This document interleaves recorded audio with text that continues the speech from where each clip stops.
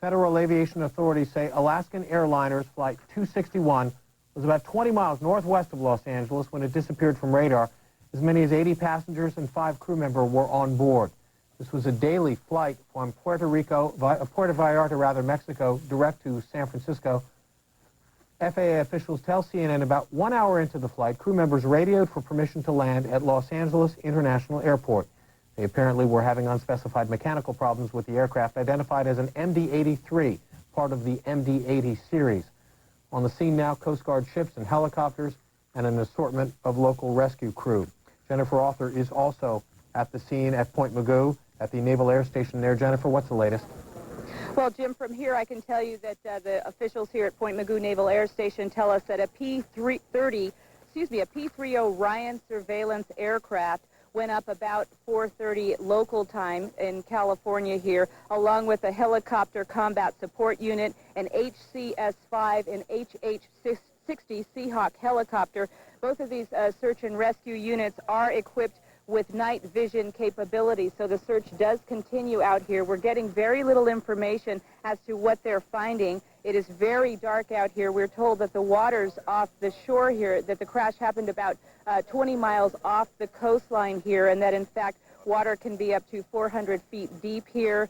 We are told from the FAA that at least 60 people, including crew, were on board. This is an MD-80 that reported having some mechanical problems, asked for permission to go back and land at LAX. That permission was granted, and apparently it did not make it. So the search from this area continues. It will continue into the night, we are told, for as long as it takes. Jim? Jennifer, you identify a number of individuals that are being committed to this search and rescue effort. It's still being called a search and rescue effort, isn't it? Yes, it is. At this point, it's still being called search and rescue effort. We're getting that from a Doris Lance out here at Point Mugu. She tells us that the HH-60 surveillance rescue helicopter will continue for as long as it takes. She says she hasn't been given any information that they're slowing down this search at all. We've been told, and we've been reading reports that there have been bodies recovered, that no survivors have yet been identified. Do you have any further information on that, Jennifer? Well, I put that question to Cora Fields. She is speaking on behalf of the Point Mugu officials out here. She said she has not heard any of those reports. So we're unable to confirm reports of bodies having surfaced from this point. We are told that a news conference is going to be taking place momentarily. Jack Evans from Alaska Air. Let's take that right now. 3. It was manufactured in 1992. The flight was en route from Puerto Vallarta to San Francisco, and it was a scheduled flight continuing on to Seattle. The plane was diverting to Los Angeles International Airport when it was lost. Some specifics on the aircraft. Again, tail number 963, manufactured in 1992. The pilot radioed a problem with stabilizer trim when the plane was diverted to Los Angeles, and this aircraft had no history of stabilizer trim problems. The aircraft is powered by 2 JT-8D Pratt & Whitney engines. That's J as in John, T as in Tom, numeral 8, D as in David, Pratt & Whitney engines. Recent maintenance on the aircraft included servicing just yesterday on January 30th, 2000, and then 2 recent checks. On January 11th of this month, an A check was performed, and then last year on January 13th, a C check was performed. The aircraft had 26,584 hours of flight time and had completed 14,315 cycles. A cycle is 1 takeoff and 1 landing. We operate 88 aircraft. 35 of those are MD-80s. And I want to provide this information for all media outlets. We have established a hotline for friends and family, and that number, once again, is 1-800-553-5117. I'll take your questions, and again, I may not have all the information right at hand, so please let me know what you want to know. How many flight hours about what the captain was saying when he radioed to LAX? Just that there were problems with the stabilizer trim. How many flight hours did you get on the airplane? The aircraft had 26,584 hours of flight time and 14,315 cycles. Do you know if the crew was out of Seattle? I do not have that information yet. What sort of service was done on the plane yesterday? I don't have the specifics on what type of service was performed yesterday. I don't have that information. Any closer to releasing a passenger list? We are closer, but I don't know how much closer. Do you know how many people were supposed to land in Seattle? I don't have the number of passengers continuing on to Seattle at this point. The C-check was January 13th, 1999? Correct. And a C check, there are 4 series of checks, an A, B, C, and a D check. C is the second heaviest check. What was the last accident for Alaska Airlines? Do you have that? I don't have that information immediately available. It was in the mid-1970s. Any comment from Alaska's CEO at this point? Right now, John is over at our command center. He's planning to fly to Los Angeles tonight. Obviously, he's very concerned about the situation and wanted me to stress to all of you that our hearts are with the passengers, with the friends and families of those passengers, and we're going to do everything we can for them. They are our #1 priority at Alaska Airlines. Again, do you know if it was or not a Seattle-based crew? At this point, I do not have confirmation on whether or not it was a Seattle-based crew, but I will be getting that information shortly. What are the airline's preparations for the family members of those on board? What we are doing and what we have done this evening is we have dispatched a passenger assistance team, which is made up of literally hundreds of airline employees here at Alaska Airlines. Those people will be going not only to the airport here in Seattle, but to other locations throughout our route system where passengers may have been expected. And they will be there to provide whatever passengers, friends, and families need of them. And that's what they're gonna do. I don't know exactly where people are right now, but as I have that information, I'll provide it to you. You call that with passenger what? Passenger assistance team. You said there's 180 of them? There are several hundred. I don't have an exact count, but I will get that for you. You said radio contact was lost at 4:36. Do you know what time this was said? I do not know. What's the latest word from the Coast Guard right now? I have not gotten any reports from the Coast Guard. Unfortunately, I have to direct you to the Coast Guard to get any reports from them. Can you describe a little bit more detail about yesterday's service check? What kind of check was it? Yeah, I do not know. It was indicated on the maintenance records that it was serviced yesterday, and I will get some more details on exactly what kind of servicing. Will the records show where it was serviced? Correct, they will, and I will get that information for you as well. You said there was a check on January 11th? There was a check, an A check was completed on January 11th. An A check is the most or least intrusive of the 3 checks. Obviously, a heavier check, you get more and more involved in the aircraft. But a heavy check was performed approximately a year ago on this aircraft. And that was a routine. Was maintenance scheduled, or was it in response to a problem? An A check or a C check was scheduled. The service yesterday, I don't have any information on what was required, why it was required. C check was 13th of 99, correct. Again, you have been listening to Jack Evans. He's That's a correct. spokesperson for Alaska Airlines to recap. Let's turn now to our aviation expert, Washington correspondent Carl Rochelle, who is also a certified pilot and a flight instructor. Carl, you've heard a problem being radioed by the pilot with the stabilizer trim. Explain what that means. I will, and I think if I have a model of the aircraft on the way in, if I can get that hustled on in here, I can probably give you a little better read on what that is. But let me create a little bit of a model here with, okay, you can see the airplane here, but if you look on the very top part of the tail, the rudder, you see the elevators, and the elevators are what make the airplane go up and down. This is called a T-tail configuration, but this is what makes the airplane go up and down. When the airplane, there's a lot of pressure on that from the air going over it and the effort to make the airplane go up and down or in level flight. And so what happens is you use the trim to trim the control forces off so that you can handle them comfortably with your hands. You trim it for climb, you trim it for descent, you trim it for level flight. It is a tool that a pilot of that level uses almost as much as they do any particular tool in the aircraft by using this up and down. And there are a couple of ways that it works, and one of the ways that it works is by having on the outside part of, if we can take a picture, let me show you a little bit of the aircraft that I have in my hand now. See if we can stabilize this. This is where it would be. This is sort of upside down. It's a small aircraft, but this is the area here. And on the back part of this, right in this area, there would be a couple of similar control surfaces. And those control surfaces are connected by a trim tab, a trim wheel. And in the cockpit, the crew can run that wheel back and forth, and when the airplane takes off, as you take off and break ground, you begin to rise up the airplane like this and climb. You trim those pressures off so you're not pulling all of that back pressure with your hand, and the airplane will literally fly hands off if you trim it properly. When you get up to altitude, you level the plane over, and you, again, trim those pressures off. When you go back down, you're now trimming off the pressures to go down, so the trim tab goes in the opposite direction. Now, all of these aircraft are equipped with electric trim, and the electric trim means simply that you have a button, a thumb switch on your control yoke. Both the captain does and the first officer both have this little button on the trim tab on the control yoke, and they can move the button back and forth, and that is what they trim those pressures with. Now, one of the mandatory items that you go through on a checklist is you have to know where the circuit breaker is for that electric trim, because there is such a thing as runaway trim, and that is when, for one reason or the other, the trim jams. And the quick fix for that is to reach over and pull the circuit breaker out. That turns the electric motors off that drive the trim, and then you can just trim it by hand, because there's a large wheel that you can actually get some hand pressure on to move that wheel around. But it can cause problems. If, for instance, the airplane, if you want it to go up and it's trimmed nose down and you can't get it to go back up, then you have a problem. If you want it to go up and you can't trim it down, you can only trim it down, then you have a problem. So this could be a serious problem in controlling the aircraft. To my knowledge, there is no history of trim problems with the MD-80, MD-82, 83, DC-9, any of this particular category of aircraft. They do have mechanical linkages, if you will, control cables and wires that are hydraulically assisted or electrically assisted in the case of the trim tab.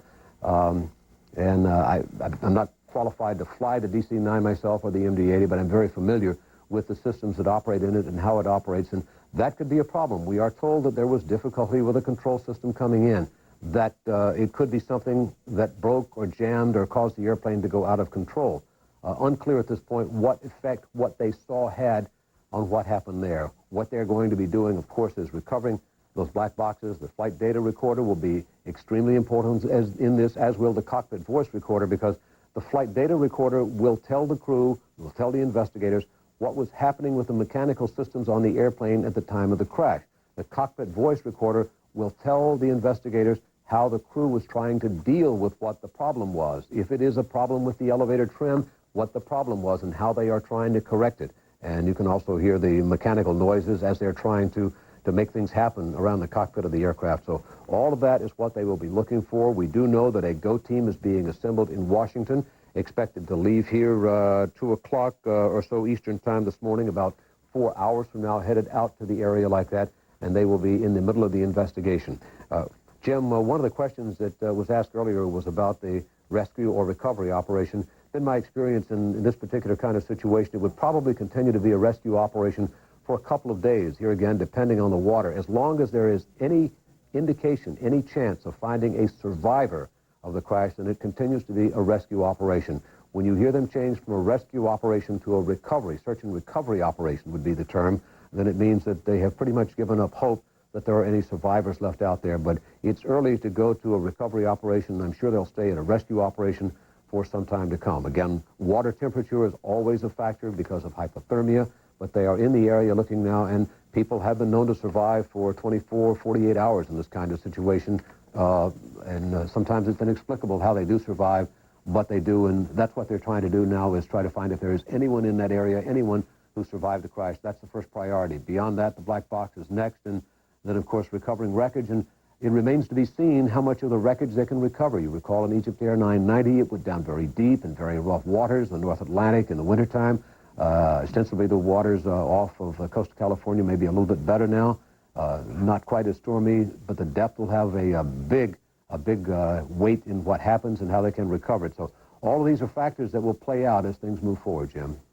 CNN's Carl Rochelle reporting live from Washington. Stand by, Carl. As Carl just identified, the pilot radioed with problems of the stabilizer trim on this flight 261 Alaska Airlines, as Carl just illustrated with that model and as we showed you with that graphic, that could go to the controllability and maneuverability of the aircraft. According to Jack Evans of Alaska Airlines, based in Seattle, at the news conference we just took live, he said that there were no prior problems with this specific aircraft, which was built in 1992, is identified as an MD-83, a variation of the MD aircraft that you see there. The plane was last serviced on January 30th, and it had a major, or an A check, completed on January 11th of this year. Some 26,584 hours of flight time on this particular aircraft. Alaska Airlines operates 88 planes, 35 of them are MD-80s. Let's go back to Jennifer Arthur at Point Mugu Naval Air Station in California with the latest. Jennifer?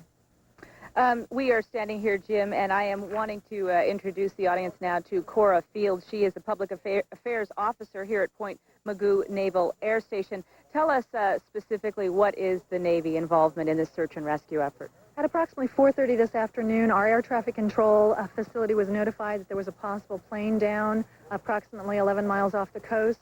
We immediately dispatched a P-3 Orion aircraft. That's a surveillance aircraft. And then we also dispatched an HH-60 Seahawk helicopter.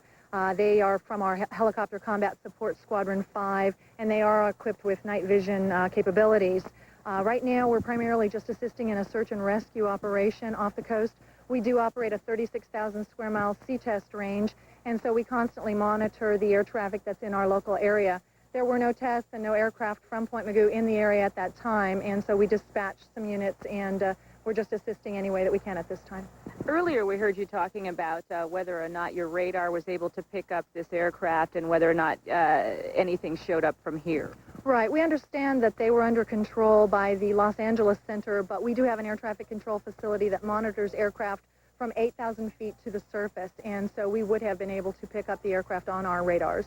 Who is the lead agency here? Are you basically able to call this off, or are you staying in it for the long haul? Primarily, we understand that the Coast Guard is the lead agency, but because we are the closest air station to the location of the crash, we are able to refuel and go back out as much as is needed. I'm sure that the Coast Guard would be the lead agency to call off the search or continue. And could you describe for our national audience the type of waters out here? Obviously not as cold and as rough as we would see in the Northeast. Well, it is a fairly deep area. It is within the California Bight, and there are coastal islands, and we understand that the aircraft went down close to Anacapa Island. But the water here in California is pretty chilly, even by my standards. So. And for those who might not know California Bight? The California Bight is the actual coastal eddy, or I'm sorry, the coastal bank that is underneath the ocean there. So that's what they call it, the California Bight, and it drops off very steeply after that. So how many crews, how many sailors would you say are out there? How much testing, how much training do they have for this type of search and rescue?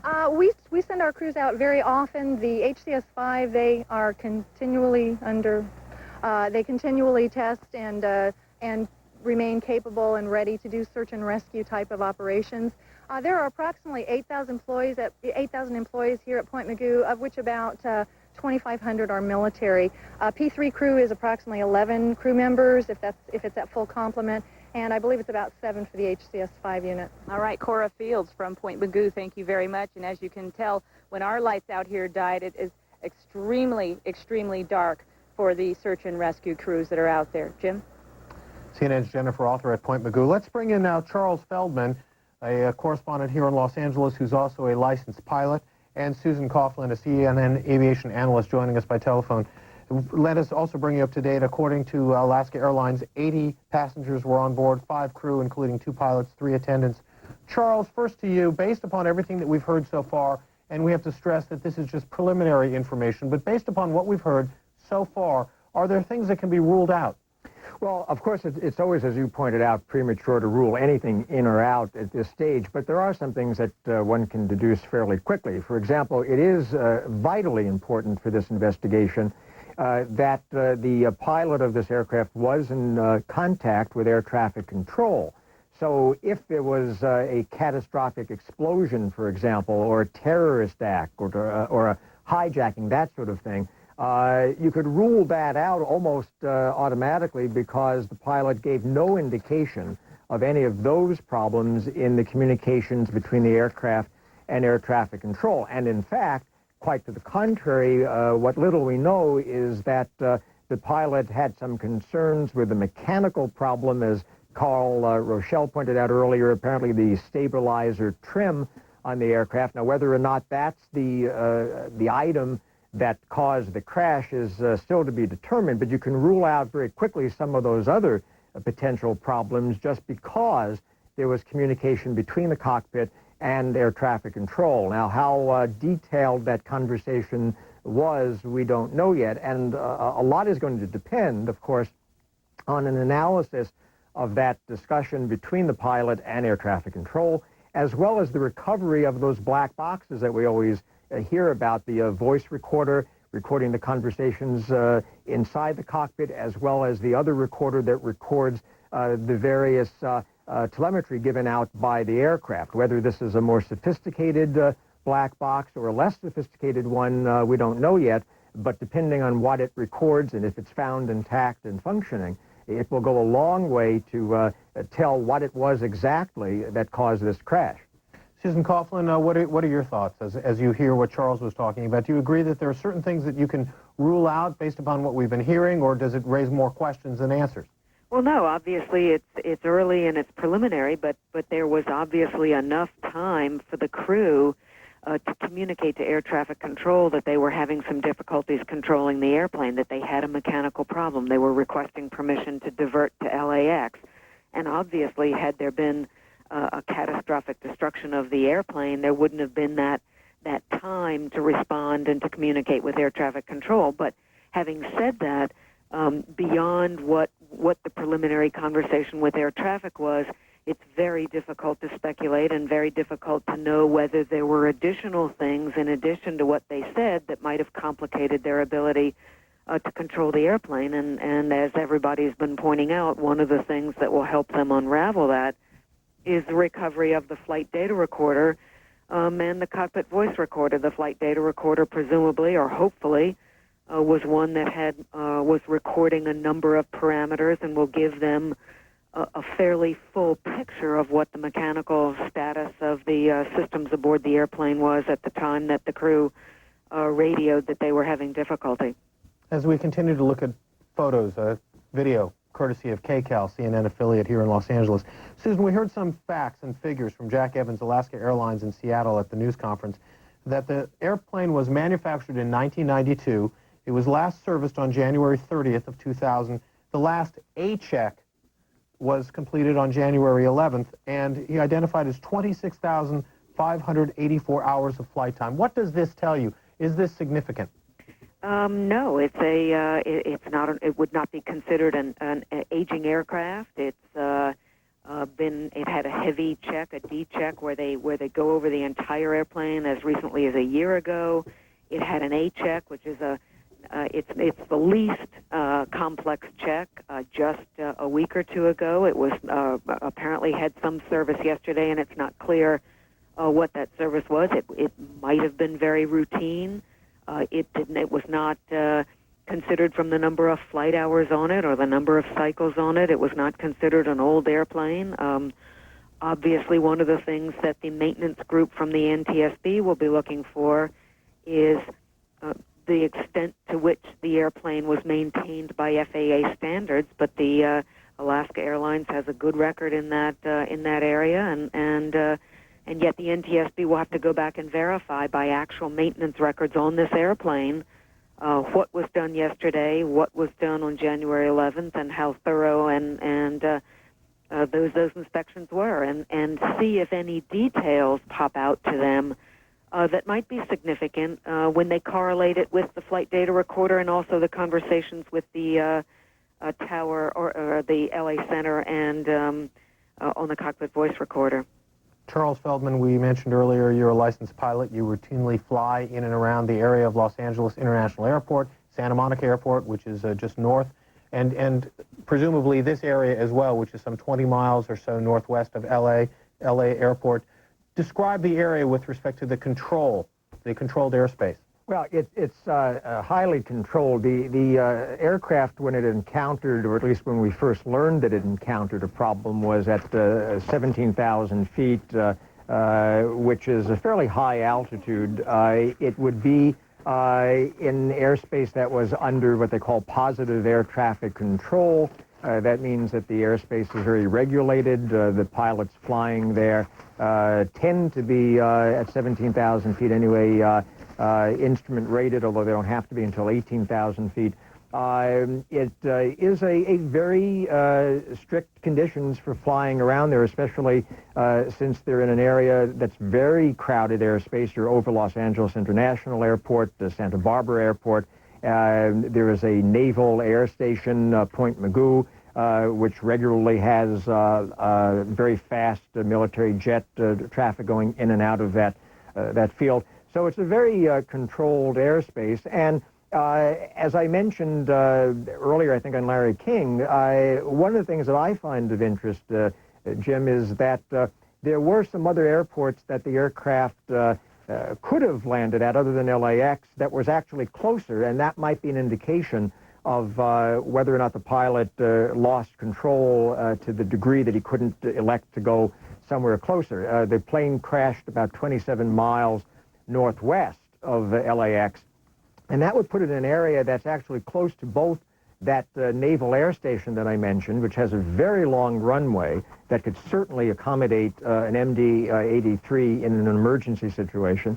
And it's also close to Santa Barbara Airport. Although their runways are smaller, it could also land a jet of that type, especially in an emergency. So the fact that the pilot didn't make it to either of those airports might be, and I underline the word might, an indication on how severe the loss of control was of that aircraft, and one can only imagine the efforts being made by the flight crew to try to get that aircraft stabilized before it slammed at rather high speed into the Pacific Ocean off the coast of Southern California.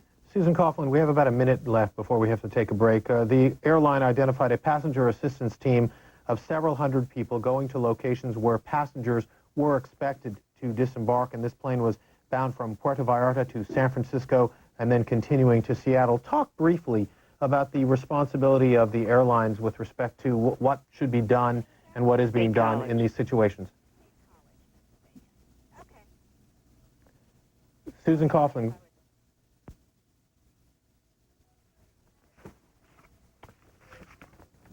Susan Coughlin, talk briefly about the responsibility of the airlines in their ability to respond to these situations. Well, most airlines have a command center for just this type of activity, and in the unlikely and rare times that they need to put them into operation, they can pull them together fairly quickly. They have their operations people, they have their public affairs people, they have their emergency coordinators, so that they can very quickly establish 1-800 numbers, get mechanical records for the airplane, understand what the operational aspect of the airplane was at the time, when they left, when the service was done, who was on board, get passenger manifests together, and they can fairly quickly bring themselves together to respond publicly to this type of an event. Obviously, they don't have to respond very often. That's the good news. But when they do, they've got the capability to be able to respond publicly. Susan Coughlin, CNN aviation analyst, Charles Feldman, CNN correspondent here in Los Angeles. Thank you. We're going to take a break in CNN Newsstand's coverage of the crash of Alaska Airlines Flight 261. And as we go into break, we're going to leave you with the full screen of the 800 number available for relatives and friends to call.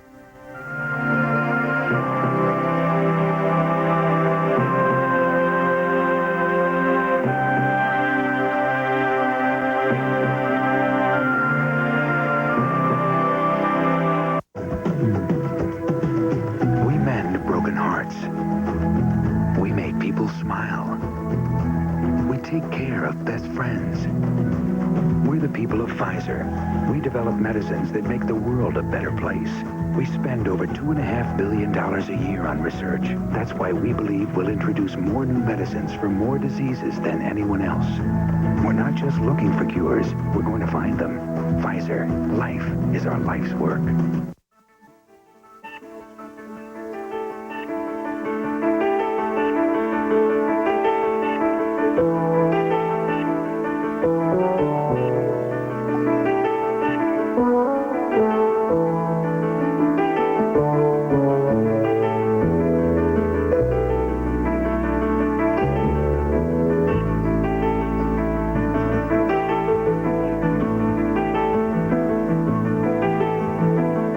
Weeknights at 11. It's a fun, fast-paced, and smarter approach to sports news. Join Fred and Vince on Sports Tonight. Weeknights at 11 on CNN. Thanks to a unique program here at Hillsborough Chrysler Plymouth and Jeep, We've been able to arrange financing for thousands of people with serious credit problems. It may be because of the loss of a job, bankruptcy, divorce, or even a repossession. Just tell us why your credit's been damaged, and we guarantee to offer you financing. We have a huge selection of new and used vehicles to choose from, with payments as low as $89. New Start Financing from Hillsborough, Chrysler, Plymouth, and Jeep. We guarantee to offer you financing. Call now.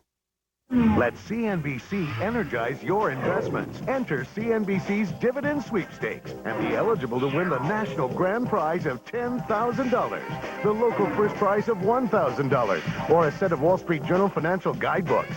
Enter CNBC's Dividend Sweepstakes and profit from it. Enter to win at Freeman Wellwood Discount Stockbrokers in Portland, 121 Southwest Morrison. Call 1-888-607-FREE.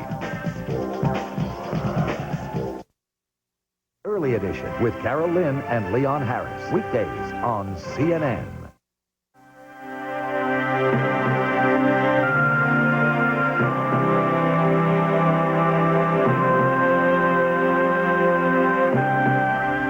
For those of you joining us, this is a special edition of CNN Newsstand. We're continuing to follow the developing story of the crash of Alaska Airlines Flight 261, a flight bound from Puerto Vallarta, Mexico to San Francisco. It was diverted to Los Angeles International Airport today at about 3:45 Pacific time, nearly 4 hours ago, at which point the plane crashed off the coast of Los Angeles, approximately 20 miles northwest of Los Angeles International Airport. You can see here shots, search and rescue team, U.S. Coast Guard and naval operations continuing at this hour, expected to continue around the clock as they continue to search for the 85 people on board, 80 passengers, 5 crew members. Initial reports that some bodies were found, no reports whatsoever of any survivors, but this is still being labeled a search and rescue effort. Let's join now Greg Lefebvre, CNN correspondent by telephone from San Francisco. Greg, what's the latest from there? Jim, just moments ago, we left a briefing with the Alaska Airlines station manager here in San Francisco, Cindy Frazier. She said that the pilot had radioed problems with stabilizer trim as the plane was in the Los Angeles area and asked to be diverted to the Los Angeles International Airport. Her information was that the MD-80 series had no history of difficulties with stabilizer trim, that the plane was on a path of diversion to the Los Angeles Airport when, in Alaska Airlines' words, the plane was lost. A particularly difficult moment, of course, for the airline itself, because this airline, as you know, has a really sterling, or had a really sterling record, and now the airport family here, the Alaska Airlines family here, is going through the same difficulty that families of many of its passengers are going through. Jim? Greg, the airline in a news conference, Jack Evans from Alaska Airlines said that they were dispatching passenger assistance teams, several hundred people going to locations where passengers were expected to disembark the aircraft, and we know that it was slated to land in San Francisco. Have you seen evidence of these assistance teams at the airport where you are? We have not seen evidence of those teams. When a crash like this occurs, the airport dispatches its own. They have clergy on call, and we have seen some evidence of those clergy here. The Alaska Airlines folks have an office right off the main lobby here, and we understand that at last count, about 4 folks have sought refuge, if you will, at that location. CNN's Greg Lefebvre reporting by telephone from San Francisco International Airport. And Greg, what are the weather conditions up in the airport? And rather than that, let's go now to Karen McGinnis at CNN Weather Center. Karen, focus on the search area just off the coast of Los Angeles.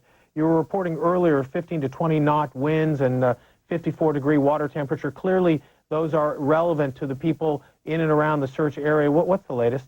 Jim, actually, it has become a little more treacherous there. We're looking at a little bit of a swell taking place here. There's a very big storm here that is moving across the Pacific. It is affecting those regions powerfully across Washington and Oregon.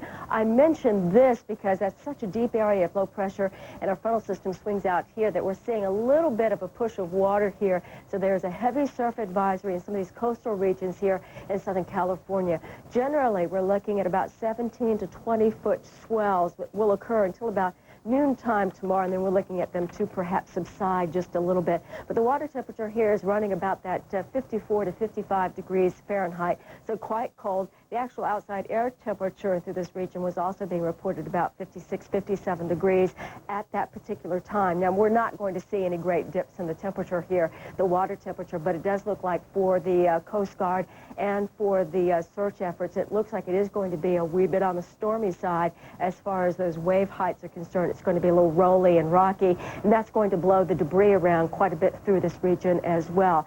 So that heavy surf advisory is in effect until noontime tomorrow, and then it looks like by about Thursday, we might start to see some storminess start to move into that region. So over the next several days, as they're watching that debris filled into the waters, it's going to be a little choppy, but then it looks like some of the wet, soggy weather starts to materialize, we think, moving associated with the frontal system that I told you about affecting the Pacific Northwest, where in their coastal regions, they are looking at winds maybe 65 miles an hour. So actually, it could be a whole lot worse, but in fact, we're looking at some gusty winds coming out of the west, northwest, about 15 to 20 knots. There may be some occasionally higher gusts, and some of those swells are going to be about 17 to 20 feet, and that will continue until midday tomorrow.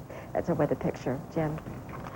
Thank you, Karen. And bringing you up to date, these figures obviously change as they are preliminary figures coming out of the airline, the FAA, and so forth. According to Alaska Airlines, the latest figures, 88 people on board, 83 of them passengers, 5 crew members. This is on Flight 261 bound from Puerto Vallarta, Mexico to San Francisco, then continuing on to Seattle. It crashed approximately nearly 4 hours ago, 20 miles northwest off the coast of Los Angeles. The pilot had radioed problems with the stabilizer trim, which, as Carl Rochelle identified earlier, would affect the controllability and maneuverability of the aircraft. There were no prior problems with this specific plane with respect to the stabilizer trim. The plane was last serviced on January 30th of this year, and January 11th had a major check completed known as an A check, which is the least intrusive of 3 types of checks. We have no further information. It was an MD-83 aircraft, which is a variation of the MD-80, manufactured in 1992. Let's go back now to Jennifer Arthur at Point Mugu, just off the site of the crash of this flight. Jennifer, what's the latest? Well, Jim, the latest that we're hearing now is actually coming from the U.S. Coast Guard, and that is the lead agency in this search and rescue effort here. Now we were hearing that 2 bodies have been recovered from the waters 20 miles off the coast here. The waters there are said to be as deep as 400 feet. Again, 2 bodies recovered from Flight 261.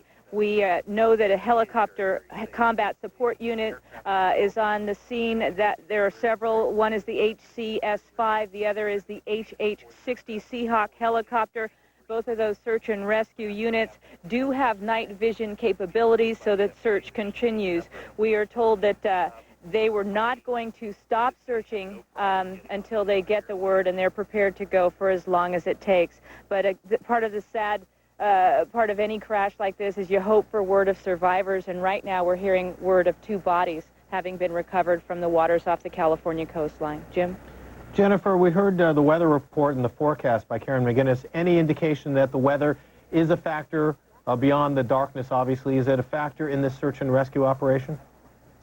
From this vantage point, I would say that the weather would not be a factor. I'm standing here with no coat on, and it's the end of January, and we haven't crossed into February yet here in California. It is not cold enough yet for me to put on a coat, so I would venture to say that in a night search with very little wind, you would have a more preserved scene that you could look for bodies or hopefully survivors in a case like this. Jennifer Arthur at Point Mugu Naval Air Station. Check in once again with Carl Rochelle, who is, in addition to being a correspondent, is a certified flight instructor. Carl, based upon everything you've heard so far, this is obviously still very early in this investigation. The crash is not yet 4 hours old. You're still, however, finding new information which allows you to perhaps rule out certain things. Rule in, rule out. Interesting, Jim. I just talked with a retired airline pilot who was flying DC-9s, which, of course, is the genesis of the MD-80, 82, 83 series. They're all beginning DC-9s. It's an airplane that that looks a bit like this. I'll turn it on, roll it on its side so that you can... All right, I understand that we're about to have a news conference now. Carl, let's go to that and we'll come back. We're going to a Coast Guard news conference. Let's take that live for you right now. For you to believe that there could have been some sort of a runaway trim motor. It's certainly not impossible, but it's this late in the flight. Most of the accidents, or I should say most of the incidents, will happen either... To find people. We're actively searching for survivors. And I think at this point, we'll open it up for questions. Captain Dave Lopez with Channel 2 in Los Angeles. We're on live right now. How long can you keep up this effort to try to find the survivors? I mean, it's been a couple of hours now. I mean, theoretically, I know you have a lot of hope, but theoretically, how long can you really keep this up? We'll keep this up until there's zero chance of finding anybody alive. And in 58-degree water temperature, people can survive. There's been miracles. So we're not going to quit until we're positive that there's absolutely no chance. And we are also backfilling. That's when I told you how many cutters were on scene and planes are on scene. These 7 Coast Guard cutters en route can keep out there just as long as we have to make sure we find survivors. Can you have the water? Have we found any bodies yet? We've heard reports from 2 to 7 bodies have already been recovered. Can you fill us in on what you've been able to find out there as far other than debris? I'd like to emphasize that we're searching for survivors. It's a search and rescue case. There has been a victim. It is my understanding there has been a victim recovered. And it's difficult for me to say anything more. As you know, this is a far way away from my current location, and that's all I'd like to say about that. You're currently calling it still a rescue operation, but as far as things like a salvage operation goes, what kind of depth are we talking about in that area? Absolutely, it's a search and rescue operation, and our whole rescue coordination center has been focused on getting survivors. As far as anything else down the road, we're looking at it. We're making sure we have vessels en route that can recover wreckage and debris.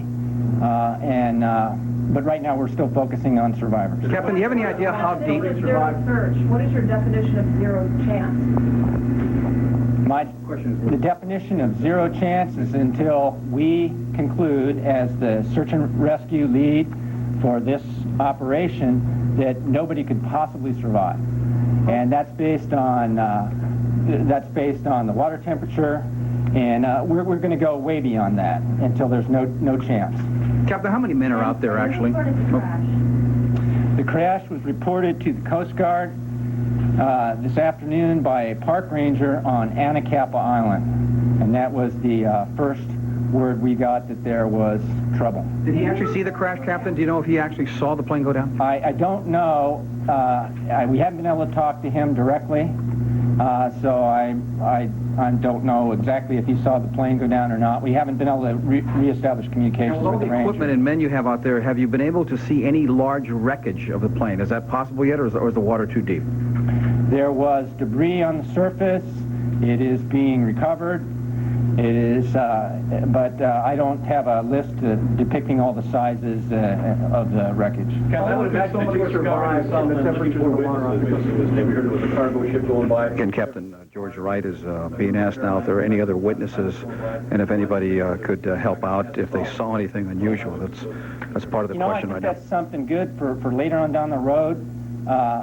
We haven't been focusing on that right now. I'm focusing on saving lives. And that's really the first priority. Good point. I'm sure that'll come up later, but we're not working on it right now. How large is the search field and how large is the debris field? All I can say right now is it's fairly large, but I don't have the exact dimensions.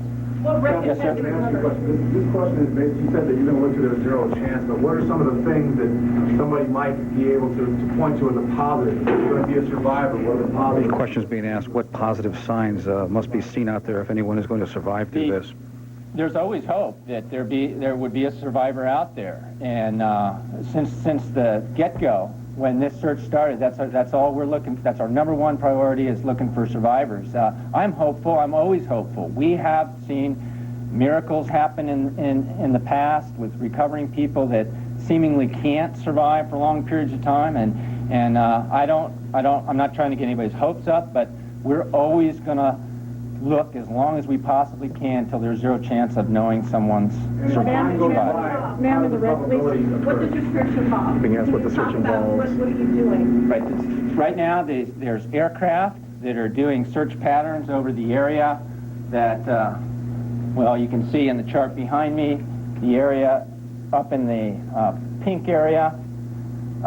Their aircraft will be running search patterns that are basically expanding in distance. We know what the drift rate is for anybody that possibly came out of the craft.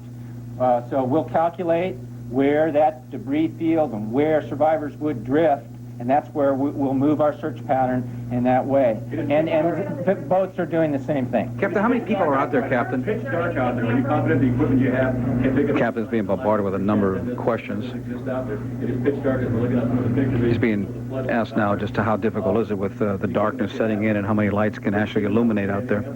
Yes, we have helicopters equipped with infrared that can sense body temperature on the surface of the water, and they'll be out there and they'll be looking all night long. Captain, the number of people out there, Captain?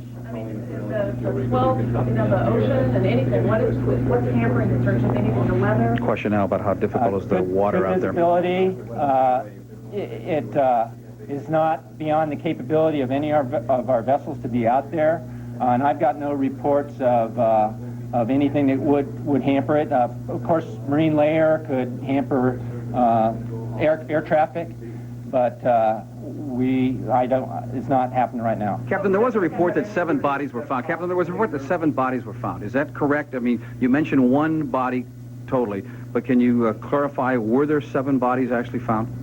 No, I can't clarify that. I tell you, our priority is looking for survivors. 1 victim has been recovered. What about wreckage? Any wreckage has been found? What have you recovered wreckage-wise?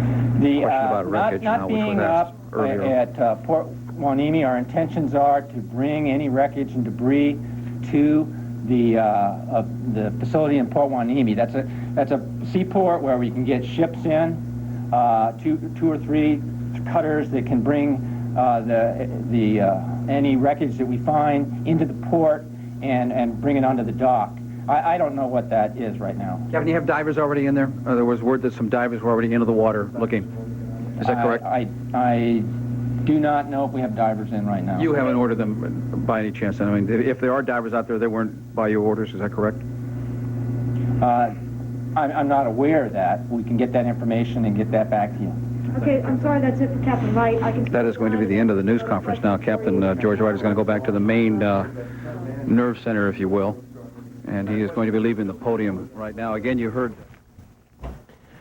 We just heard from Captain George Wright of the U.S. Coast Guard telling us that this is still considered a search and rescue effort. Excuse me. Thank you. And they are actively searching for survivors. They will keep searching for survivors until there is what they called zero chance of recovering a survivor. But he said at 58 degrees of water temperature, people can survive. He said there is always hope. Finding survivors is their #1 priority. They have seen miracles. A U.S. Navy airplane and helicopter participated in the search and rescue efforts Monday night. This from Jamie McIntyre and Chris Plant, our CNN Washington correspondents. A Navy P-3 Orion anti-sub warfare airplane and H-60 Seahawk helicopter squadron from Helicopter Squadron HC-5 responded to the Naval Air Station. So indeed, this is both an operation from the U.S. Navy and the U.S. Coast Guard. We will continue our coverage on this special edition of CNN Newsstand of the crash of Alaska Airlines Flight 261. When we come back, we'll talk with CNN aviation analyst Susan Coughlin and Carl Rochelle. We leave you also going into the break with the 800 number for relatives and family members, which we remind you is an automated number.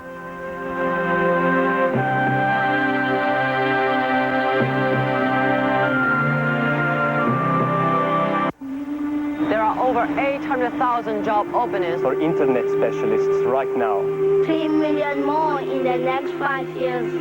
By the time I'm 18. By the time I'm 18, over 1 billion jobs will require internet skills. Are you ready? Are you ready? Virtually all internet traffic travels across the systems of one company, the same one sponsoring thousands of networking academies. Cisco Systems, empowering the internet generation. We ready? Are you? I believe in taking the time to be right. Taking the time because to be right. It's a lot faster. Because it's a lot faster than being wrong. I believe in taking my clients seriously. My clients seriously. And myself less and so. Myself. I believe integrity doesn't hinder performance. It is performance. It is performance. I believe we are driven to succeed because we are unwilling to fail. I work for J.P. Morgan. Trabajo en J.P. Morgan. I work for J.P. Morgan. Whoa, cool. Cool site? Cool site? Who's this cool? Who's this cool? Cool what? What's it cool? Quotesmith.com. Quotesmith.com. Quotesmith.com. Insurance. Cool insurance. Over 300 companies. I'm hot for this. Instant is good. And the best quote is... Graphics are totally lame. Yeah, but the quotes will blow you away. Quotesmith.com. Have you ever said Cool to insurance? I have the goosebumps.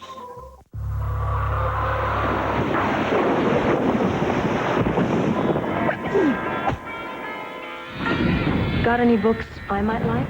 What did you have in mind? Homer's Odyssey in the original 5th century Greek. Attic, Doric, or Ionic dialect.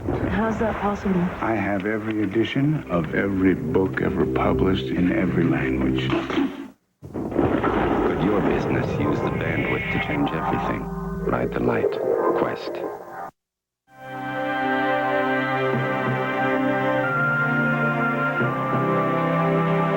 Continue our coverage of the crash of Alaska Airlines Flight 261, an MD-80 with 88 people on board, 83 passengers, 5 crew members.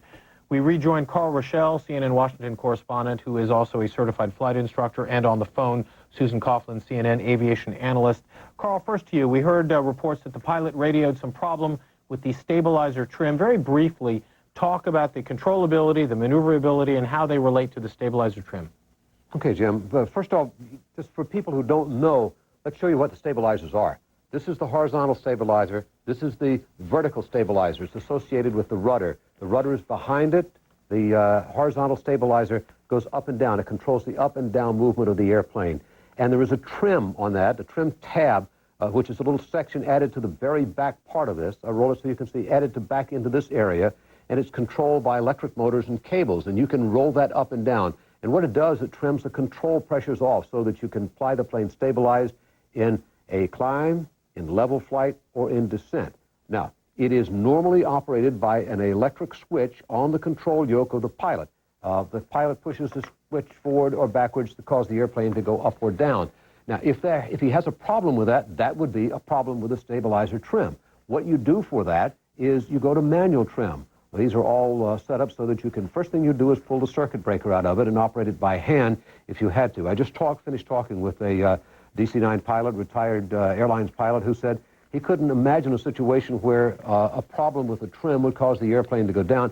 His thought was that perhaps the problem with the trim was a symptom of an even larger problem that may have caused the plane to go down. But that's what we're talking about when we talk about stabilizer trim and the problem with it, Jim. Susan Coughlin, an NTSB team will be leaving Washington in a few hours, 11 to 12 midnight Pacific time. The NTSB is involved, the U.S. Coast Guard, the U.S. Navy are involved in these search and recovery efforts. Talk about the involvement of these various branches of government and how they work together and who controls the operation. Well, the NTSB will have a board member who will be the public spokesperson for the NTSB. They'll have an investigator in charge who will head up all of the investigative teams that they put together. They'll have a maintenance group, a survival factors group, an operations group, weather, air traffic control, power plants, systems, human factors. They'll form a group that will probably go immediately to Mexico to look at the maintenance that was done in the last day or two. And essentially all of the investigative groups will report under the jurisdiction of the NTSB. anybody having a connection to the accident, in other words, the airframe manufacturer, the operator of the airplane, the engine manufacturer, sometimes the pilots union, the air traffic controllers, the FAA, they will all be assisting the NTSB in the investigation. Right now, the search and rescue is under the jurisdiction of the Coast Guard. Once the NTSB gets on scene and you shift from this rescue to a recovery operation, the Coast Guard, the Navy, the FBI will all aid the NTSB to the extent that they need it in the recovery mission. But right now, obviously, what they're focusing on is rescue. The NTSB will be on scene within 4 or 5 hours, and presumably by that time they will have made a decision when they will shift from the rescue phase into the recovery and investigation portions of what the NTSB will head up. Carl Rochelle, we've seen in recent air crashes the involvement of the FBI. Is there any word at this point whether the FBI will in fact become involved in this investigation? They are on standby, Jim, and they always go on standby. It is regular procedure for them to go on standby in a case like this.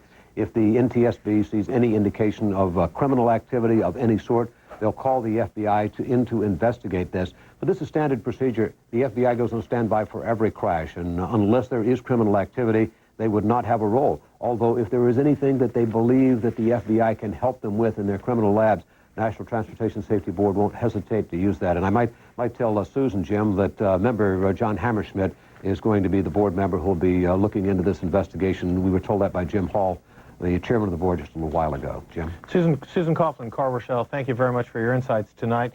This has been a special edition of CNN Newsstand. I'm Jim Moray in Los Angeles. Stay tuned to CNN for continuing coverage of the crash of Alaska Airlines Flight 261. Our coverage continues right after these words.